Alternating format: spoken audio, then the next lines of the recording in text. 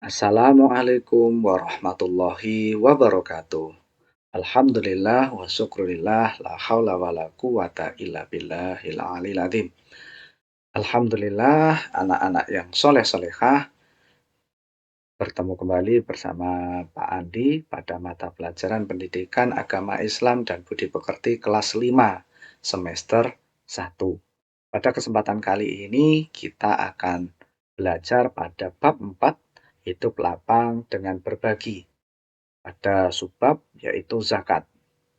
Tentunya zakat ini sudah tidak asing lagi karena zakat merupakan bagian dari rukun Islam. Adapun tujuan pembelajaran kita kali ini yaitu peserta didik dapat menjelaskan makna zakat dengan benar, peserta didik dapat menjelaskan macam zakat dengan benar, peserta didik dapat menjelaskan ketentuan penerima zakat dengan benar. Mari sebelum kita lanjutkan materi kita berdoa agar ilmu yang kita pelajari kali ini bermanfaat dan mendapatkan ridho dari Allah Subhanahu wa taala. Mari kita baca basmalah bersama-sama. Bismillahirrahmanirrahim. Raditu billahi rabba wa bil islami dina wa bi Muhammadin nabiyyan wa rasula. Rabbi zidni ilma warzuqni fahma. Amin ya rabbal alamin. Alhamdulillahirabbil alamin. Baik, mari kita simak zakat, pengertian syarat dan ketentuannya. Baik, zakat. Seperti Pak Andi sampaikan tadi, zakat merupakan salah satu rukun Islam yang wajib ditunaikan oleh setiap muslim yang telah memenuhi syarat. Zakat berarti menyisihkan sebagian harta tertentu untuk diberikan kepada fakir miskin dan orang-orang yang berhak menerimanya. Adapun hukum dari zakat adalah wajib bagi setiap muslim yang telah memenuhi syarat. Menunaikan zakat merupakan salah satu bentuk ibadah dan kepedulian sosial terhadap sesama.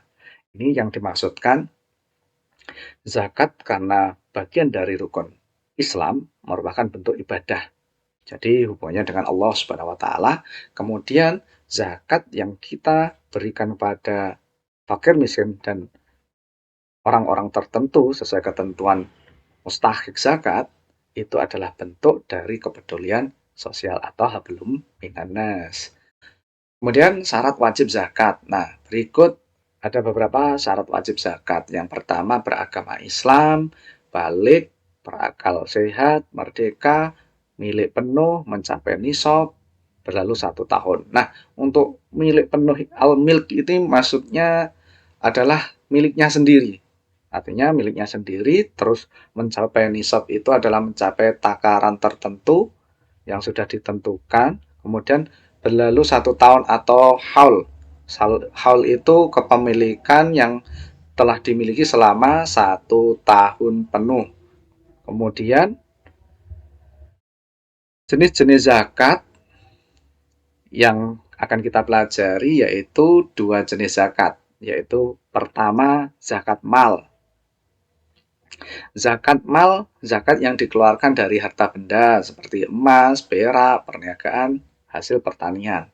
Kemudian zakat fitrah, zakat yang dikeluarkan pada bulan Ramadan sebagai bentuk pensucian diri. Nah, dari 2 jenis zakat ini, mari kita bahas satu persatu. Nah, kita bahas terlebih dahulu yaitu zakat fitrah. Zakat fitrah adalah pemberian bahan pokok menjelang Hari Raya Idul Fitri dengan syarat dan ketentuan yang telah ditetapkan. Zakat fitrah hukumnya wajib, sudah jelas. Nah, maksudnya di sini adalah bahan pokok itu yaitu ya kalau lazimnya di Indonesia adalah bahan pokok itu yang kita makan sehari-hari adalah beras, maka di situ ya beras. Mungkin ada di daerah tertentu di Indonesia yang bahan pokok makanannya mungkin bukan beras. Itu ya disesuaikan dengan kondisinya. Jadi ini fleksibel. Apa yang menjadi rutinitas saja, yang menjadi kelaziman bahan pokok yang setiap hari dikonsumsi. Kemudian untuk tata cara menunaikan zakat. Nah, banyak zakat fitrah yang dikeluarkan itu adalah satu sok. Satu sok itu kisaran 2,5 sampai 3 kilogram yang berupa beras. Sekali lagi, itu tadi ya, kalau bicara makanan pokok, tentunya mayoritas di Indonesia adalah beras. Namun ada di daerah tertentu jika memang bahan pokoknya bukan beras, itu ya dikeluarkan sesuai dengan bahan pokok yang berlaku di situ. Dan yang paling penting yaitu yang dikeluarkan dalam bentuk bahan pokok itu kualitasnya bagus dimakan seperti yang dimakan sehari-hari. Jadi bukan berarti mengurangi kualitas. Misalkan makannya beras yang enak, terus zakatnya beli yang di bawah kualitasnya, boten gitu. Kemudian yang kedua, zakat fitrah dikeluarkan saat matahari terbenam akhir Ramadan atau pada malam hari raya hingga sebelum sholat Idul Fitri. Namun zakat fitrah boleh dikeluarkan selama bulan Ramadan. Ini maksudnya gini, setiap muslim yang masih diberikan hidup, kesehatan, di akhir Ramadan, kemudian sampai menemui satu Syawal, menemui Idul Fitri, maka di situ punya kewajiban untuk mengeluarkan zakat. Jadi di situ ya bagaimana kalau misalkan bayi yang baru lahir? Nah, kalau di situ bayi yang baru lahir dan kondisinya itu di akhir Ramadan sampai sampai satu Syawal di malam hari raya itu bayi sudah lahir ya otomatis ya zakat. Siapa yang zakat? Ya orang tuanya itu. Kalau misalkan itu menjadi pertanyaan anak-anak itu begitu. Yang sering terjadi gitu, Pak, apa disakati Pak? Misalkan saya punya adik yang lahir di malam takbiran, gitu. Ya disakati karena itu dianggap sudah hidup. Maksudnya dianggap seorang muslim, maka wajib disakati. Kemudian boleh enggak zakat fitrah itu dikeluarkan selama bulan Ramadan? Maksudnya jangka waktunya satu Ramadan sampai di akhir Ramadan. Boleh, itu hukumnya boleh. Jadi dipersilahkan. Tapi waktu yang paling afdol yang biasanya sering dilakukan yaitu ya itu di akhir Ramadan sebelum sholat Idul Fitri. Nah, yang perlu kalian tahu adalah ketika mengeluarkan zakat fitrah ini terjadi setelah Idul Fitri, hukumnya berubah. Bukan zakat fitrah lagi, tapi masuk ke dalam sedekah. Jadi hati-hati ya untuk anak-anak. Kemudian untuk zakat mal atau harta. Nah, zakat mal yang disebut juga zakat harta itu dikeluarkan seseorang sesuai dengan ketentuan yang berlaku menurut syariat Islam.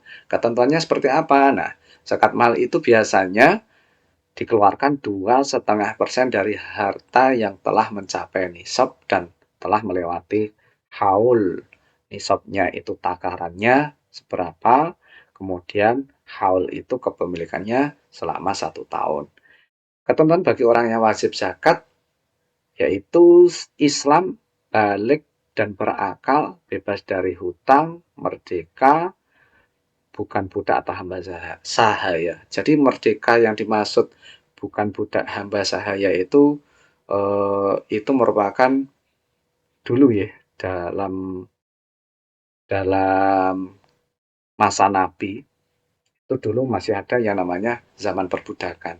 Insya Allah di Indonesia untuk perbudakan sudah dihapuskan. Kemudian kita lanjut untuk penyaluran zakat. Nah, penyaluran zakat ini seperti tadi yang disampaikan Pak Andi, kaitannya dengan mustahik zakat. Mustahik zakat itu ada 8 asnaf atau 8 golongan yang berhak menerima zakat. Yang pertama yaitu fakir, orang yang tidak memiliki harta dan pekerjaan. Kedua miskin, orang yang memiliki harta tetapi tidak cukup untuk memenuhi kebutuhannya. Ketika ambil zakat, orang atau sekelompok orang yang bertugas mengelola zakat. Kemudian keempat, mu'alaf, orang yang baru masuk Islam. Kemudian yang kelima, rikob, budak yang ingin memerdekakan diri. Kemudian yang keenam gharim, orang yang terlilit hutang. Tentunya di sini hutang yang untuk jalan kebaikan ya, bukan yang untuk foya-foya. Kemudian fisabilillah, orang yang berjuang di jalan Allah. Kemudian yang terakhir 8, ibnu sabil, orang yang sedang dalam perjalanan dan kehabisan bekal. Maka dari itu, dari penyaluran zakat tentunya anak-anak harus melihat kategori atau kriteria dari 8 asnaf ini. Jadi ketika memberikan seperti yang biasa dilakukan di sekolah ketika bulan suci Ramadan untuk persiapan penyaluran zakat, ketika mau menyalurkan zakat kita harus meneliti dulu sesuai kriteria apa tidak gitu nggih. Kemudian manfaat zakat. Nah, untuk manfaat zakat ini tentunya banyak sekali. Namun di sini ada 4 yang Pak Andi sajikan. Yang pertama membersihkan harta dan mensucikan diri. Ini sudah jelas ya. Untuk harta itu yang zakat mal, zakat fitrahnya mensucikan diri. Terus membantu fakir miskin dan orang-orang yang membutuhkan. Ini sudah jelas. Kita sebagai umat muslim ya harus saling membantu sesama muslim. Dan yang terpenting ketika kita membantu, kita tahu kriterianya seperti yang dipaparkan di 8 asnaf tadi. Kemudian yang ketiga, manfaat ketiga menciptakan pemerataan kesejahteraan sosial. Nah, ini ini yang sangat terasa sekali kalau misalkan kita tidak salah milih dan tepat sasaran, maka kesejahteraan sosial ini akan terasa bagi penerimanya. Kemudian yang keempat, memperkuat rasa solidaritas dan kepedulian sosial. Nah, dari manfaat ini tentunya dari materi ini kita harus banyak-banyak untuk belajar peduli terhadap sesama. Tentunya anak-anak di rumah, anak yang soleh-solehah, sebagai muslim kita punya tanggung jawab yang besar untuk saling peduli terhadap manusia, terhadap tumbuhan, terhadap alam semesta ini. Di pembelajaran kita kali ini yang zakat, ini tentunya kita terfokus pada hablum minannasnya. Kita harus fokus kepedulian kita terhadap sesama manusia. Nah, terima kasih. Semoga materi ini bermanfaat. Pak Andi akhiri, afwa minkum, ihdinas siratal mustaqim. Wassalamualaikum warahmatullahi wabarakatuh.